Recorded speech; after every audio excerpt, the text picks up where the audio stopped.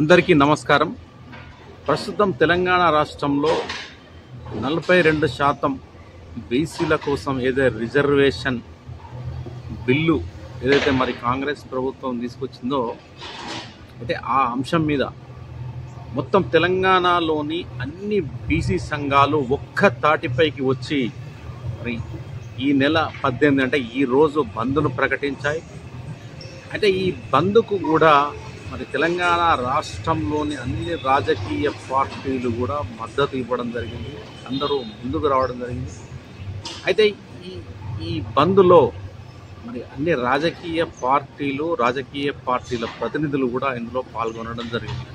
అయితే ఒకసారి మరి ఈ బీసీలకు సంబంధించి 42% రిజర్వేషన్ అంశం ఏదైతే ఉందో ఒకసారి దాని గురించి మనం చర్చిద్దాం.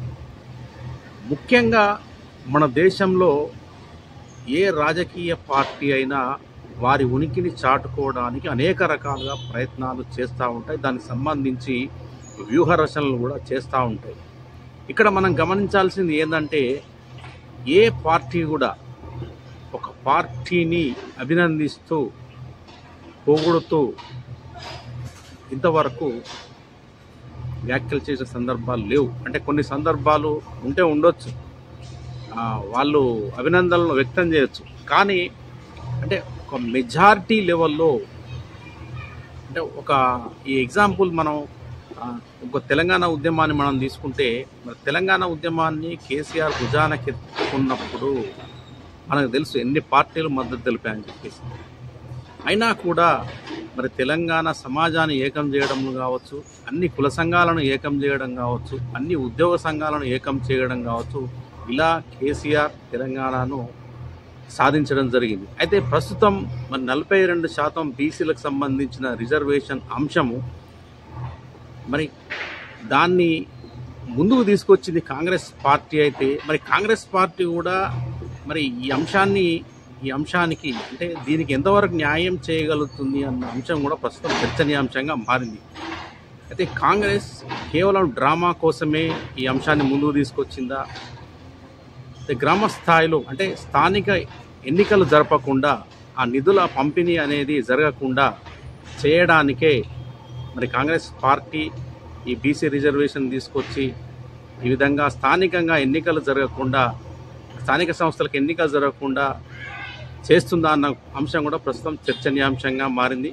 మొత్తానికైతే మరి ఈ బీసీ రిజర్వేషన్కి సంబంధించిన అంశం ఏదైతే ఉందో అన్ని రాజకీయ పార్టీలో చర్చనీయాంశంగా మారింది. మరి బీసీ రిజర్వేషన్కు అంటే 42% బీసీలు అంటే స్థానిక సంస్థల్లో మరి పోటీ చేస్తారు. అంటే ఈ రిజర్వేషన్ అమలు అయితే మరి బీఆర్ఎస్ దీనికి కట్టుబడి ఉందా, బీఆర్ఎస్ స్టాండ్ ఏమిటి అన్న అంశం కూడా ప్రస్తుతం చర్చనీయాంశంగా మారింది. అదేవిధంగా కాంగ్రెస్ పార్టీ కూడా ఒక అలిగేషన్ చెప్తా ఉంది, ఇక్కడ ఒక ఆరోపణ చేస్తూ ఉంది. మేము 42% బీసీ రిజర్వేషన్ ఇవ్వడానికి మేము అనుకూలంగా ఉన్నాము, మేము న్యాయపరంగా కూడా పోరాటం చేస్తూ ఉన్నాం, కానీ కేంద్ర ప్రభుత్వమే అడ్డుకుంటుంది, ముఖ్యంగా బీజేపీ ప్రభుత్వమే అడ్డుకుంటుందని చెప్తా ఉంది. కానీ ఒక్కొక్కసారి మనం రాజకీయ కోణంలో చూస్తే ఒక రాజకీయ పార్టీకి మేలు చేయడానికి, ఒక రాజకీయ పార్టీకి ప్రజా బాహుల్యంలో గొప్ప పేరు రావడానికి ఏ పార్టీ అంగీకరించరు. ఇది మనం అంగీకరించాల్సిందే ఈ అంశాన్ని. ఒకవేళ ఈ 42% బీసీ రిజర్వేషన్ అమలు కావాలంటే దీన్ని పార్లమెంట్లో ప్రవేశపెట్టాల్సి ఉంటుంది. అంటే ఉభయ సభల్లో మరి దీన్ని అంగీకరించాల్సి ఉంటుంది. తర్వాత రాష్ట్రపతి ఆమోదం, తర్వాత రాజ్యాంగంలో 9వ షెడ్యూల్లో చేర్చిన తర్వాత దీనికి ఒక చట్టబద్ధత అనేది వస్తుంది. అంటే ఈ రకంగా ఏదైతే మరి 42% బీసీ రిజర్వేషన్ అనేది అమల్లోకి వస్తుంది. కానీ ఇది ఇప్పట్లో అవుతుందా అన్న చర్చ కూడా జరుగుతుంది. ఒకవేళ బీజేపీ గవర్నమెంటు దీనికి అంటే బీసీ సంఘాల ఒత్తిడి మేరకు అంటే మరి ఎంతకాలం పడుతుందో తెలియదు. కానీ ఒకవేళ మరి బీజేపీ ఆ పని చేసిన పేరు ఎవరికి వస్తుంది, ప్రజా బాహుల్యంలో ప్రజల్లో మరి కాంగ్రెస్ పార్టీకి వస్తుందా, బీజేపీకి వస్తుందా అన్న చర్చనీయాంశంగా మారింది. అయితే ఎప్పుడైతే మరి బీసీ బిల్లును మరి మన తెలంగాణలో అసెంబ్లీలో ప్రవేశపెట్టారు, అన్ని పార్టీలు అంగీకరించారు. తర్వాత దీనికి సంబంధించి ఒక 9 నంబర్ జీవో అనేది ఒకటి ఉత్తర్వులు జారీ చేశారు. మరి దీనిపైన మాధవరెడ్డి అనే ఒక రెడ్డి జాగృతికి సంబంధించిన వ్యక్తి హైకోర్టును సంప్రదించాడు. మరి హైకోర్టు కూడా ఏం చెప్పింది ఇక్కడ అంటే ఏవైతే పాతవి ఏవైతే ఉన్నాయో అవి అమల్లో ఉన్నాయి అని చెప్పేసి ఏదైతే మరి ఈ 42% ఏదైతే ఉందో ఆ రిజర్వేషన్ అంటే ఎస్సీ ఎస్టీలే అవి మొత్తం కలుపుకొని 67% అవుతుంది కాబట్టి ఇది సాధ్యం కాదని చెప్పేసి కూడా మరి ఆ జీవో పైన మరి స్టే ఇవ్వడం జరిగింది. కానీ పాత పద్ధతిలో ఎన్నికలకు వెళ్ళమని అయితే మొత్తం మీద హైకోర్టు చెప్పింది. సుప్రీంకోర్టులో కూడా దీన్ని సవాల్ చేసింది రాష్ట్ర ప్రభుత్వం. మరి సుప్రీంకోర్టు ఏం చెప్పింది? సుప్రీంకోర్టు ఏదైతే మరి రాష్ట్ర ప్రభుత్వం దాఖలు చేసిన పిటిషన్ను డిస్మిస్ చేసింది. ఇక్కడ ఆల్రెడీ ఇది హైకోర్టులో ఉంది కాబట్టి మరి హైకోర్టులో తేల్చుకోవాలని చెప్పేసింది. మరి మొత్తానికి మరి రాష్ట్ర ప్రభుత్వం హైకోర్టు కూడా ఎప్పుడో చెప్పేసింది, మీరు ఎప్పుడో ఎన్నికలకు వెళ్ళిపోవాలి, మీరు స్థానిక సంస్థల ఎన్నికలు, సర్పంచ్ ఎన్నికలు, ఎంపీటీసీ జెడ్పీటీసీ ఎన్నికలు అని చెప్పేసి ఎప్పుడో చెప్పేసింది. అయితే ప్రస్తుతం మరి చర్చ జరుగుతూ ఉంది. మరి స్థానిక ఎన్నికలు ఎప్పుడు జరుగుతాయి, దానికి సంబంధించిన షెడ్యూల్ ఎప్పుడు వస్తుందో అన్న అంశం కూడా చర్చనీయాంశంగా మారింది.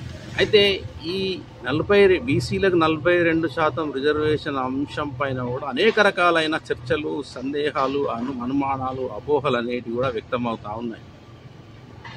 అయితే ప్రస్తుతం అయితే ఇది గొప్ప పరిణామం అని చెప్పాలి. ఆర్ కృష్ణయ్య కావచ్చు, మిగతా బీసీ సంఘాలన్నీ ఈరోజు ఏకమయ్యి మరి మొత్తం మీద వీళ్ళు కేంద్ర ప్రభుత్వం పైన ఒత్తిడి చేస్తున్నారు. అదేవిధంగా ప్రస్తుతం ఉన్న కాంగ్రెస్ అంటే అధికార పార్టీ పైన కూడా ఒత్తిడి చేస్తున్నారు. అధికార పార్టీని కూడా అధికార పార్టీకి కూడా వీళ్ళు చెప్తున్నారు అంటే కేంద్ర ప్రభుత్వం పైన ఒత్తిడి తేవాలని చెప్తా ఉన్నారు. అదేవిధంగా కేంద్ర ప్రభుత్వం పైన కూడా మేము ఒత్తిడి తెస్తామని చెప్పేసి కూడా ఆర్ కృష్ణయ్య లాంటి నాయకులు చెప్తూ ఉన్నారు. అంటే దీన్ని వెంటనే అంటే ఏదో 42% రిజర్వేషన్ని ఆమోదించాలని, అదే దీనికి ఒక చట్టబద్ధత కల్పించాలని చెప్పేసి, అదేవిధంగా దీన్ని రాజ్యాంగంలోని 9వ షెడ్యూల్లో చేర్చాలని చెప్పేసి కూడా వీళ్ళు డిమాండ్ చేస్తూ ఉన్నారు. అయితే ముఖ్యంగా కొన్ని అనుమానాలు, అపోహలు అని చెప్పాను కదా.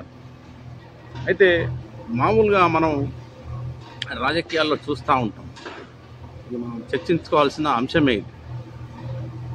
ఎందుకంటే మనకు రాజకీయాలు మన తెలంగాణలో తీసుకున్నట్టయితే ఎక్కువ మరి అంటే రెడ్డి సామాజిక వర్గానికి సంబంధించిన వాళ్ళు రాజకీయంగా పలుకుబడి కలిగి ఉండి రాజకీయాల్లో మంచి పొజిషన్లో ఉన్నారు.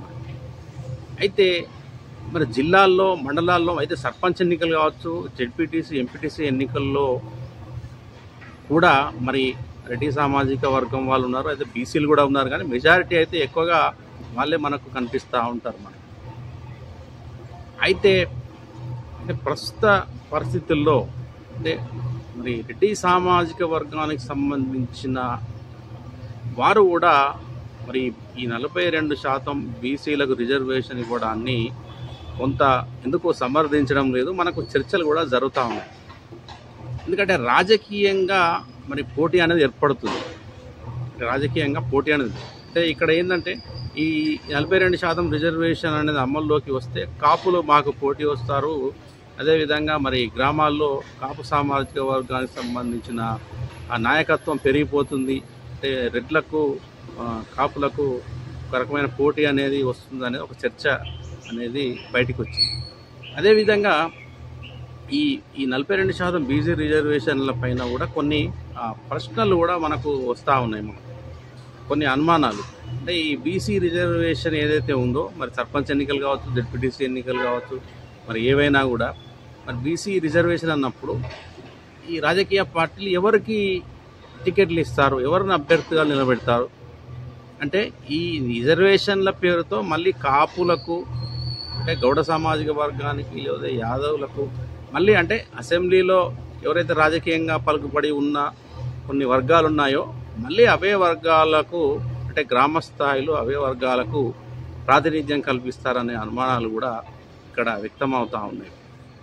అయితే ఒకవేళ బీసీ రిజర్వేషన్ బిల్లు అమలైనా కూడా దీన్ని అంటే దీనిలో చాలా మార్పులు చేర్పులు చేయాలన్న అంటే చేయాలని చెప్పేసి నేను భావిస్తున్నాను. ఎందుకంటే మన బీసీలు అంటే కేవలం యాదవులే కాదు, గౌడ్సే కాదు, అదేవిధంగా ముదిరాజులే కాదు, చాలామంది పద్మశాలి ఉన్నారు, విశ్వకర్మలు ఉన్నారు, నాయి బ్రాహ్మణులు ఉన్నారు, వడ్డెలు ఉన్నారు, కుమ్మరులు ఉన్నారు, ఇట్లా రజకులు ఉన్నారు. అంటే 99 రకాలు 99 కులాలు ఉన్నాయి మన బీసీ. మరి ఎవరికి దీనిలో ప్రాతినిధ్యం కల్పించే విధంగా ఈ బిల్లు అనేది అమల్లోకి వస్తుందన్న చర్చ కూడా ఇక్కడ జరుగుతూ ఉన్నది. అయితే మరొక అంశం ఏంటంటే, మరి ఈ బిల్లు ఏదైతే ఉందో, మరి బీసీ రిజర్వేషన్ బిల్లు ఈ రాజకీయ పార్టీల మధ్య కూడా ఇది ఒక చర్చనీయాంశంగా మారింది. అంటే ఒకరిపైన ఒకరు నెట్టుకోవడమే ఇక్కడ ఆసక్తికరమైన అంశంగా మారింది. అంటే కాంగ్రెస్ పార్టీ పైన బీఆర్ఎస్ పార్టీ మాట్లాడడం, అదేవిధంగా బీఆర్ఎస్ బీజేపీ కలిసి అడ్డుకుంటున్నారని చెప్పి వీళ్ళు మాట్లాడడం, అదేవిధంగా మరి బీజేపీ కావాలని అడ్డుకుంటుంది, కాంగ్రెస్ను అభాస్పాలు చేయాలని చెప్పేసి కాంగ్రెస్ పార్టీ మాట్లాడుతూ ఉంది. మొత్తం మీదనైతే బీసీ రిజర్వేషన్ బిల్ అయితే ఇది ఒక నిజంగా అంటే తెలంగాణ ఉద్యమం తర్వాత అంటే ఈ రానున్న కాలంలో ఇది ఒక మరొక ఉద్యమంగా మారే అవకాశం ఉన్నట్లయితే స్పష్టంగా కనబడతా ఉంది. అంటే మొన్నటి వరకు కాంగ్రెస్ చేతిలో బంతిగా ఉన్న 42% రిజర్వేషన్ అంశము ప్రస్తుతం బీసీ సంఘాల చేతిలోకి వచ్చింది. కాబట్టి ఇక్కడ బీసీ సంఘాలు ఎవరైతే ఉన్నారో వాళ్ళందరూ పట్టుదలతో కలిసి ఈ బీసీ సంఘాల్లో ఉన్న అన్ని సామాజిక వర్గాలు పట్టుదలగా నిలబడి ఖచ్చితంగా పోరాటం చేస్తే గనక 42% రిజర్వేషన్ అనేది ఖచ్చితంగా అమలవుతుంది. అంటే పార్టీలకు అతీతంగా అంటే ఇక్కడ పార్టీలకు అతీతంగా సంఘాలు పోరాటం చేయాలి. అదేవిధంగా రాజకీయ ప్రతినిధులు కూడా మరి వివిధ రాజకీయ పార్టీల్లో ఉన్న బీసీ నాయకులంతా కూడా దీని మద్దతు తెలిపితే కనుక ఖచ్చితంగా మరి ఈ అంశం కేంద్ర ప్రభుత్వము పరిశీలిస్తుంది, ఇది పార్లమెంటు వరకు వెళ్తుంది. అదేవిధంగా ఈ ఏదైతే బీసీ 42% బీసీ రిజర్వేషన్ కళ సాకారం అయితే తప్పకుండా అవుతుంది. కాబట్టి బీసీ నాయకులు అంటే బీసీ సంఘాల నాయకులు మరి బీసీ సంఘాలు మరి ఇప్పుడు ఏ విధంగా అయితే మన అన్ని పార్టీల నాయకుల్ని కలిసి బంద్కు మద్దతును కోరాయో అదే తరహా మరి దేశవ్యాప్తంగా కూడా అన్ని పార్టీల మద్దతును కూడగట్టుకోవాలి, అన్ని సంఘాల మద్దతును కూడగట్టుకుని పోరాడితే కనుక తప్పకుండా వస్తుంది. దీనిలో మరొక అంశం కొన్ని చిక్కు సమస్యలు కూడా వచ్చే అవకాశం ఉంది. మన తెలంగాణ ఉద్యమ సమయంలో వేరే చిన్న చిన్న రాష్ట్రాలు కూడా మాకు ప్రత్యేక రాష్ట్రం కావాలని చెప్పేసి వాళ్ళు డిమాండ్ చేశారు.